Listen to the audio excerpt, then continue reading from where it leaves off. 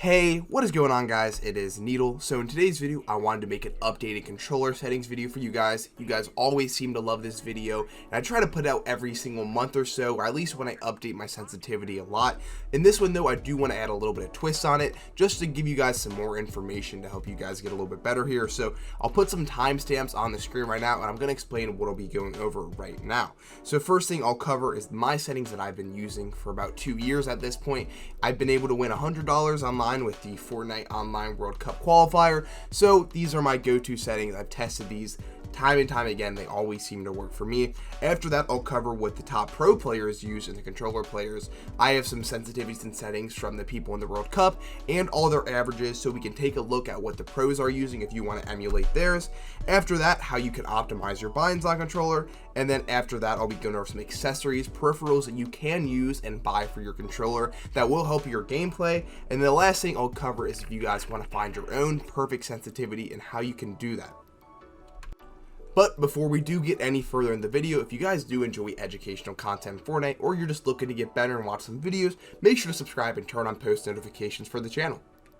Okay, now to dive into my settings I use, I'll just pull it up for you guys on Fortnite and we'll go over and we're going to talk about it together here. So first things we have here, obviously, my video settings that I use. If you guys are on PC, this is only going to apply to people on PC because unfortunately you can't do this on console. But when I'm playing on my controller, what I like to do is put all my stuff on low, U distance on medium, and then I cap my frames at 144.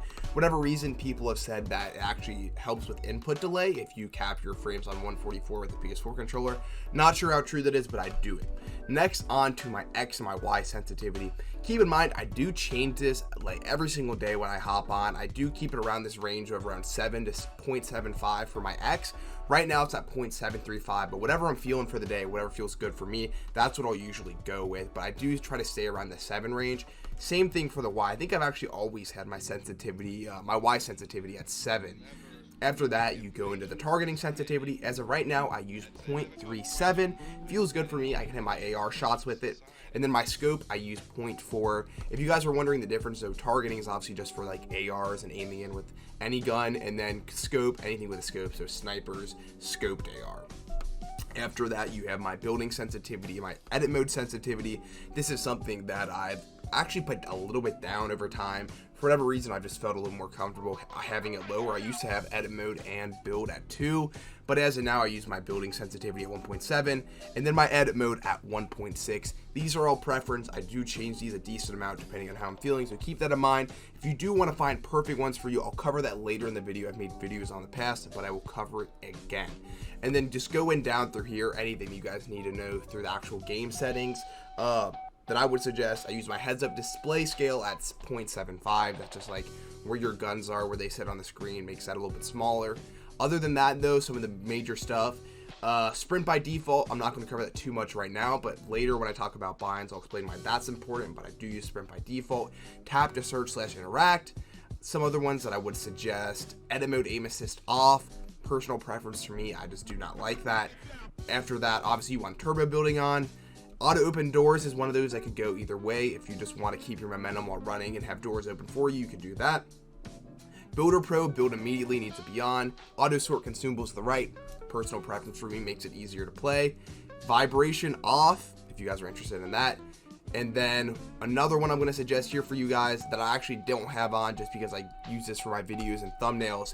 If you turn your replay system off, what it's going to do is actually allow for like more frames. I've tested before, you get like 10 better frames or so on PC when you turn off all sorts of replays. Basically, it's just less stuff for your game to handle while you're playing. So that's something you guys do want to try if you guys want to get better frames. Brightness, 0.54. I know people are always asking, I always forget to include my brightness and other video settings. Don't worry, I'll have that included. And then for my volume and stuff, if you guys want this, screenshot it, here you go. And then for my colorblind, actually I'm using Tritanope 5. I change this around a lot. I don't know, it's just preference, but if you do find the right colorblind settings, it'll allow you to look into the storm, and Tritanope 5 is good for me. And then for this stuff, don't worry too much about this. The input, I'm still not very sure what the input on the foot controller does. I'm not going to talk too much about that. I made a video on the past on that, but actually got removed, so I'm not going to talk about that too much. I'm not sure what that does as of right now. And then that's all for that. let's hop on to the next section. Okay, I almost forgot to show my dead zones. I know I would have got so many comments about my dead zones because they are actually pretty important and they help with everything, your movement, your aim, everything. So just to show you guys mine real quick, 0.09 on the left, 0.05 on the right. These are as low as they can go on my controller. That's always my rule of thumb with dead zones. If you want to find the perfect one, go into creative and put them as low as you can until your thumbsticks start getting drift. So for most of you guys, if you guys have an older controller with some wear and tear, you're not going to be able to run these really low ones just because your thumbsticks wear out and it'll cause drift. But for these, just go into creative, go put them all down low and keep going up and up and up until you don't get any drift. This is what works for me on a PS4 controller, but it's all down to what your controller is going to be able to use. Okay, so now we will be looking at what actual pro players or just top controller players are using right now. These are all players that play pretty competitively. As you guys see some names on this list, I'll just go over a couple and just highlight some that you guys should know if you guys don't know already.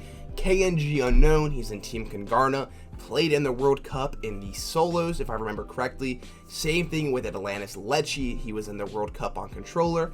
Same thing with Ghost Issa, he was in the World Cup on controller.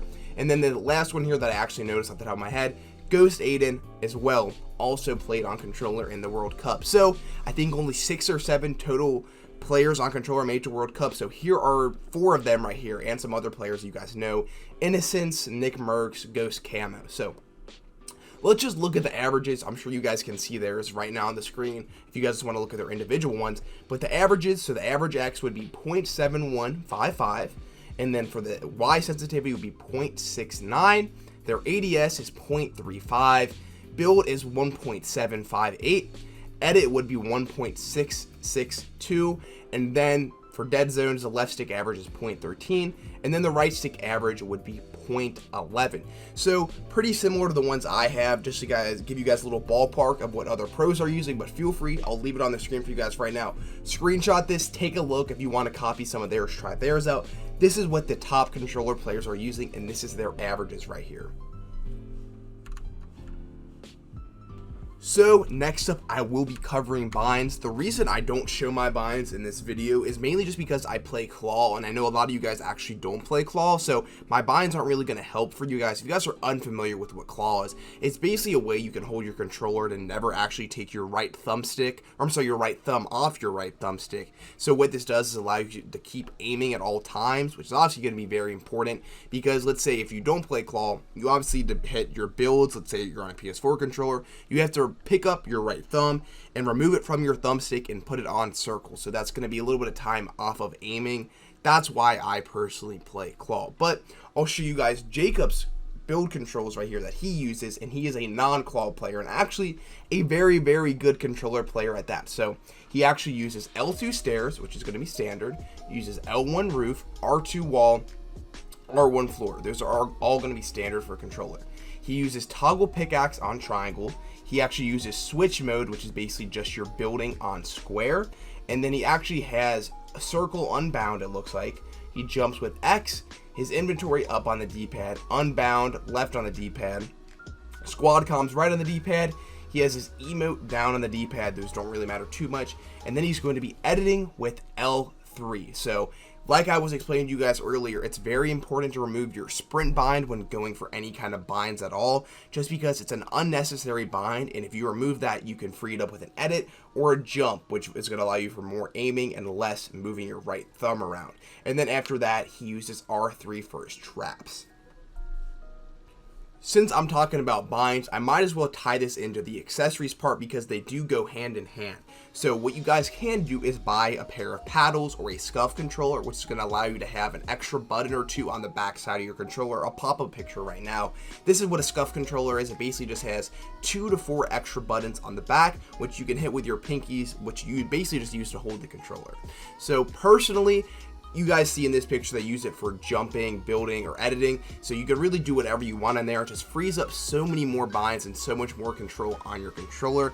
Personally though, I've actually experimented with you know, controllers in the past, and personally, I don't like Scuff just because Scuff is like 150 bucks. What I do suggest instead is going to be the FPS Dominator Strikepack. Basically, this is a quote-unquote mod pack for $40 or so that you guys can buy. But don't worry though, it's not about the mods. Basically, all it is just paddles you can use on PS4 or Xbox controllers. So I'll actually have that down below in the description, a link to that if you guys do want to go check those out. It's only about $40 instead of the Scuff, which is going to be about $150, $200 for some custom controllers. So make sure to go check that out. That allows you to go edit, build, do whatever on your paddles, and it's going to make it so much easier at the end of the day on controller.